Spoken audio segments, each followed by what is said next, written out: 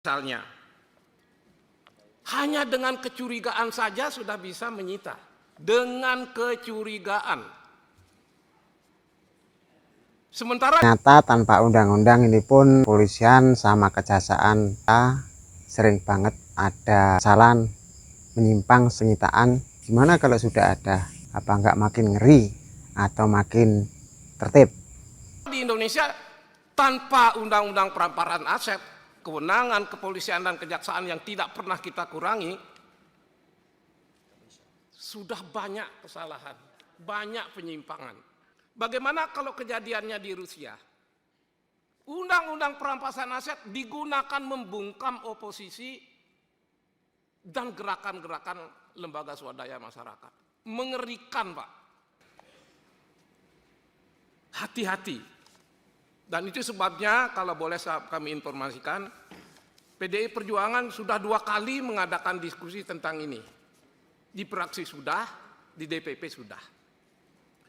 Maka apa yang bisa saya sampaikan kepada badan keahlian yang luar biasa, saya mendengar mereka serius banget mendalami ini, karena memang pimpinan Komisi 3 tidak memberi ampun. Ini harus segera dibahas.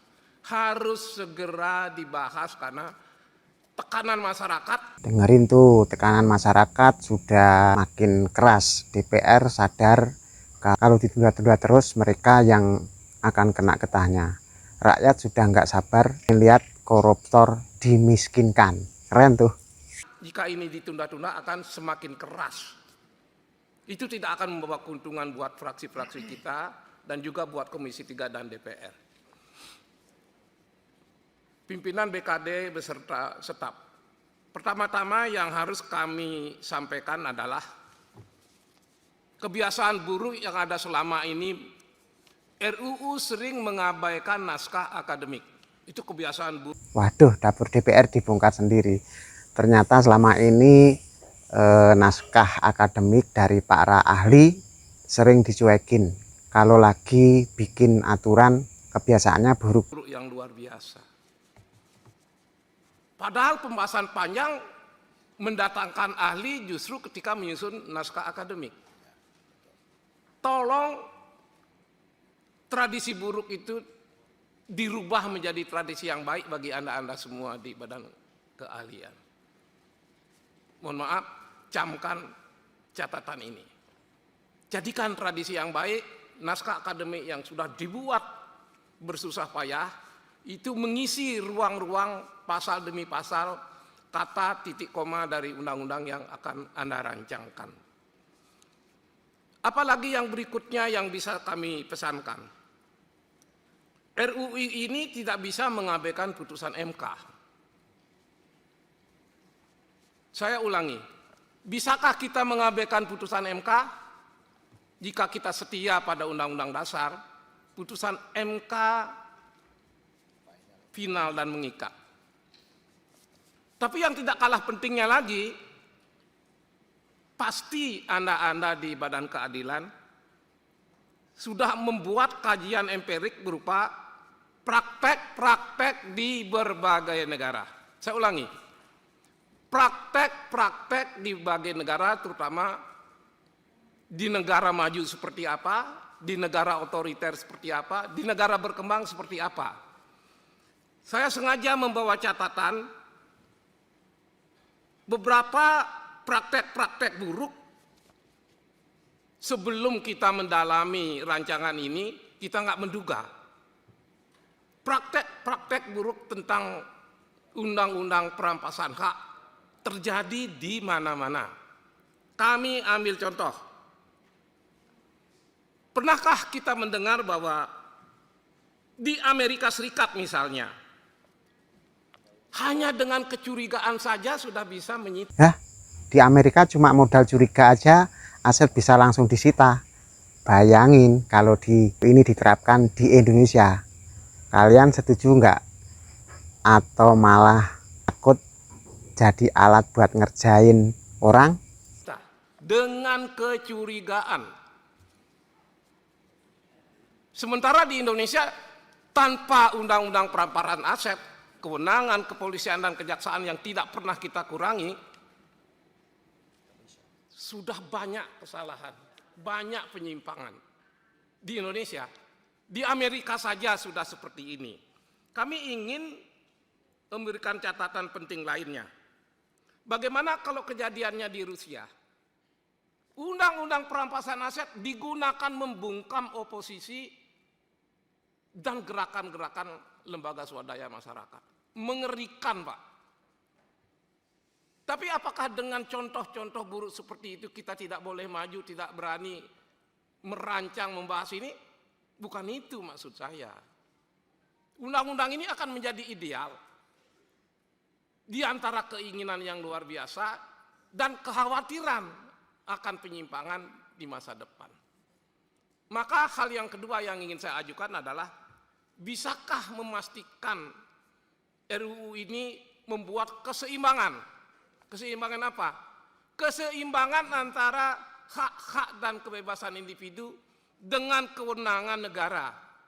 Dalam hal ini yang diwakili. Nah, ini poin pentingnya, keseimbangan. Jangan sampai kasih kuasa kegedean buat penegak hukum.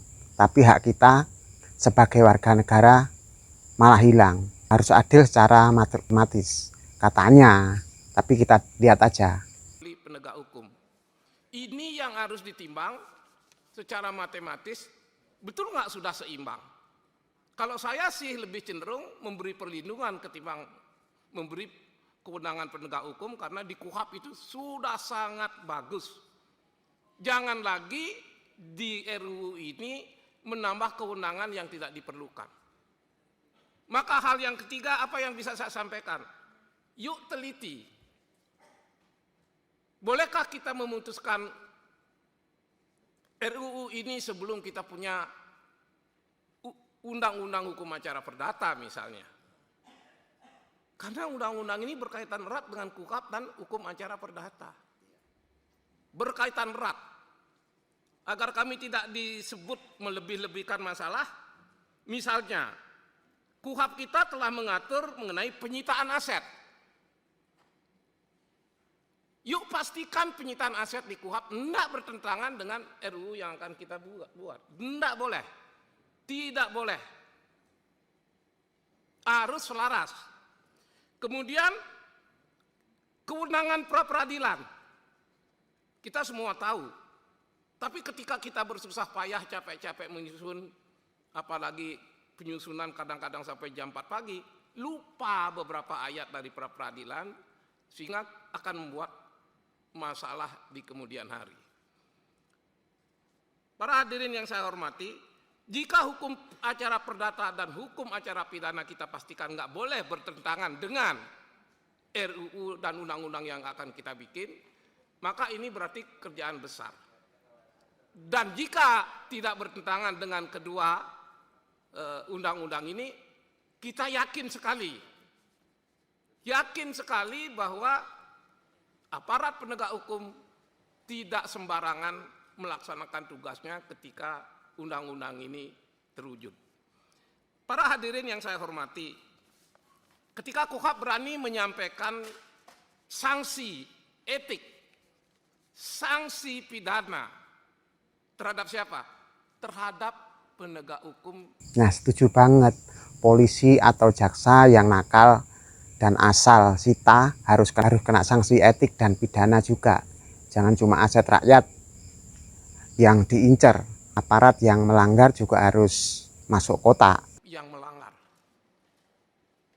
Mungkinkah sanksi sejenis itu, etik, administrasi, dan pidana, dimunculkan di sini? Karena ini resikonya besar banget. Sekali lagi,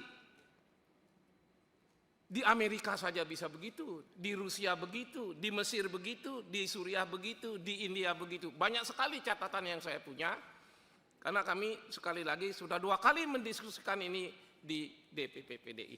Sebagai awal, segini dulu catatan ini, sebagai awal Pak. Nanti atas seizin pimpinan, pernah kami melakukan koordinasi dengan antar fraksi. Ternyata DPR ini hebat-hebat. Dibuka peluang suatu saat saya berdiskusi dengan badan keahlian. Sering saya mengundang mereka itu ke ruangan saya.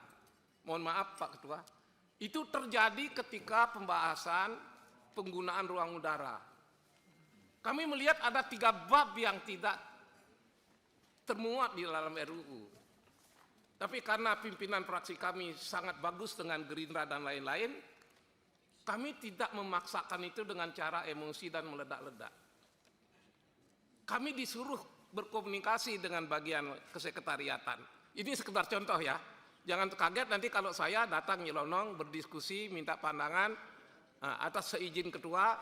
Kalau kita ingin memperkaya undang-undang ini, yuk semua potensi kita kerahkan dan kita akomodir dari manapun fraksi itu berasal. Terima kasih. Baik, terakhir Pak Beni. Ya, makasih pimpinan yang kami hormati. Tunggu Pak, waktunya saya tambah dulu 15 menit. Makasih pimpinan yang kami hormati, serta segenap anggota Komisi 3, Pak Kepala Badan Keahlian DPR. Tadi sudah banyak sebenarnya diulas oleh Pak Wayan, Pak Wayan. Kami hanya ingin barangkali mengingatkan kepada kita, yang pertama mengenai Undang-Undang Perampasan Aset ini memang masuk dalam prolegnas kita. Itu dulu yang pertama. Artinya kita di DPR mempunyai komitmen ya yang sama bagaimana kita bisa melahirkan Undang-Undang Perampasan Aset ini yang juga merupakan barangkali bahagian aspirasi yang cukup besar dari masyarakat kita. Komitmen ini yang pertama. Jadi kita sudah mulai hari ini untuk membahasnya. Namun demikian, tentu perlu kehati-hatian. Karena beberapa waktu yang lalu kita baru melahirkan KUHP yang baru, di mana dalam KUHP yang baru itu penuh dengan perlindungan ya terhadap hak-hak warga negara, ya hak-hak warga negara. Di satu sisi Undang-Undang Perampasan Aset ini kalau tidak tepat, tidak mengacu kepada sebutlah KUHP yang baru kita lahirkan ini kan paradok nantinya, ya. Nah, ternyata nggak gampang ya, jangan sampai undang-undang baru ini malah tabrakan sama KUHP yang baru kemarin itu. Kalau hukumnya berantem, yang pusing kita-kita juga sebagai rakyat kecil. Jadi perlu kita sinkronisasi, termasuk putusan-putusan MK dan lain sebagainya. Seperti contohnya perampasan aset ini bisa dilakukan sebelum putusan pengadilan. Nah, di KUHP yang baru itu harus ada kepastian hukum. Ya kan, salah satunya harus ada kepastian hukum. Nah, ini kan paradok ini.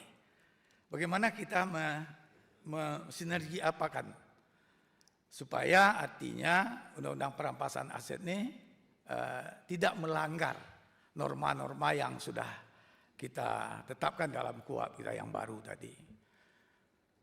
Dan kemudian barangkali juga putusan-putusan lain, termasuk putusan MK tadi disebutkan oleh Pak Wayan. Dan kita berharap ini kita perlu menerima banyak masukan. Seperti kita membahas KUHP, banyak sekali masukan dari pihak-pihak yang kita mintakan. Supaya Undang-Undang Perampasan Aset yang kita lahirkan ini betul-betul memenuhi harapan. Oke, sampai di sini reaksi kita hari ini. Jangan lupa like and share, juga subscribe yang belum. Terima kasih sudah menonton.